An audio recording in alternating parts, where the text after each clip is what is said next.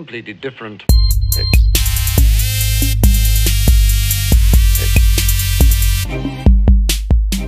What's happening, everybody? Hope you guys are all doing good. Special what's up to my team killers, my killers of teams. I'm Team Kills, and what I like to do here is make gaming easy. And I also like to skip introductions, so let's get right to this. Welcome to the Beginners to Advanced Moonreaver Shrike training. That's actually a badass name for a rainbow-colored bird, in my opinion.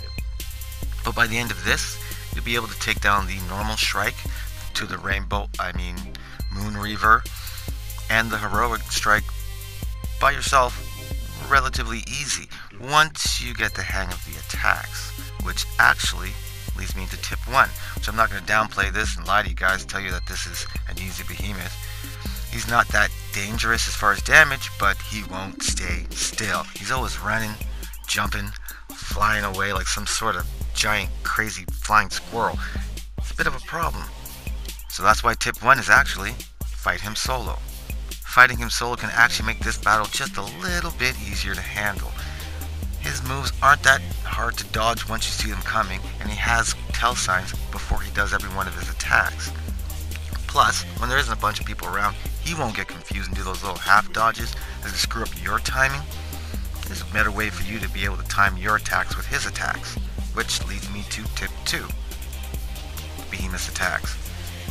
Now, as always, people will say, repeating 100 million times, is the best way to learn the attacks, but that doesn't sound fun or easy. And that's not what we like to do here. We like to make gaming easy. So, when he jumps, wait, then dodge. Now, if you're fighting the the Moonreaver or the Heroic version, you need to wait and then dodge twice. Because when he comes down, he's going to pound the ground twice. Now, when he screams, he's going to charge. So don't stand in front of him.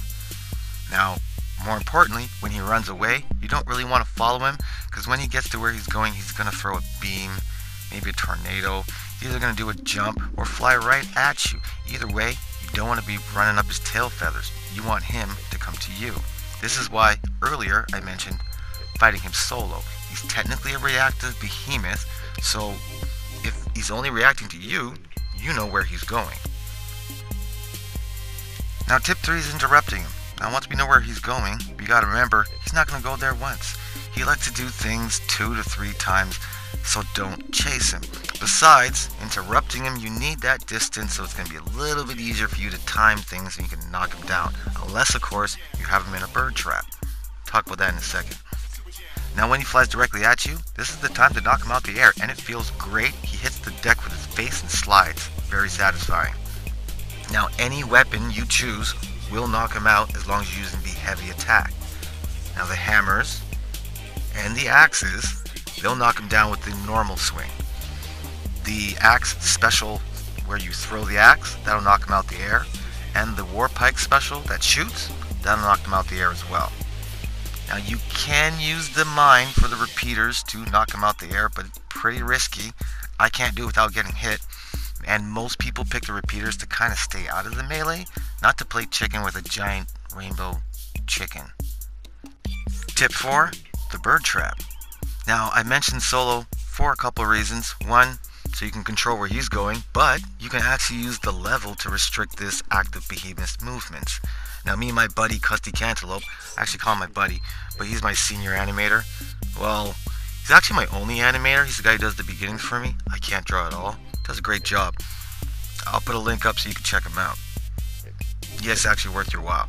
So this time I pressed X by accident instead of square, so we're in a group, but this can work perfectly if you're in a group as long as everyone's in on the plan. Now, the trick is to lure him into some sort of corner or one of those corridors. Now, once he gets in there, he all of a sudden becomes a lot easier to dodge, a lot easier to hit, easier to interrupt, easier to stagger, and then break, all around easier to handle. The bird trap, it's a good thing. Now, tip 5, you gotta remember the Aether Charge. When this rainbow bird gets angry, or Aether Charge, like I said, he's actually even a little bit easier to handle, once again, in my opinion. Now, instead of reacting to you all the time, now he's gonna follow an angry bird pattern. Kind of. When he throws beams, he's gonna throw 2. So remember that. When he flies away, he's gonna fly right back after he throws a tornado or he throws 2 beams. So this is the time to knock him out the air. Now if he starts far away and he flies directly at you, he's gonna turn around and come right back. Now the heroic version, he does up to 4 actions before he'll settle down and let you hit him. And like I mentioned, compared to the other bird, he's an angrier bird. He's going to be ether charged for about half of the battle. So these are good tips to kind of keep in mind. They'll keep you alive. Now on to tip 6, weapons. Now the Shrike is a neutral behemoth, so it doesn't really matter which weapons or armor you bring. As long as they're strong enough for the fight that you just picked, you're good to go. Now even though the axe is my favorite weapon of choice, I had the easiest time bringing the swords, and an even easier time with the Aether Strikers. Now first, the swords do a great job of keeping this bird on the ground. The swords do extra damage to the tails. It's special, it's great for bird swatting. The timing the heavy strike is pretty easy, although I need to keep working on it. But I found I had the easiest time with the Aether Strikers using a stagger and stamina build with my Behemoth Punch Gloves. Now, I found it easy to knock him out the air. The dash helps me close those gaps pretty fast. The extra stamina helps all around. The Aether Strikers are fast enough that when I get there, I can actually do some damage when I'm there. And the stagger effect will knock him down, so he'll stay there. But honestly, as far as fun, I had the most fun with this exotic hammer. This weapon is actually really fun, but exotic weapons are for another time, another video maybe. Basically what I'm trying to say is, you guys bring your favorite weapon to this battle. Once you know what you're doing, your favorite weapon is the perfect weapon for this battle. And now that I think about it, you guys should actually know what you're doing. So I'm going to shut up.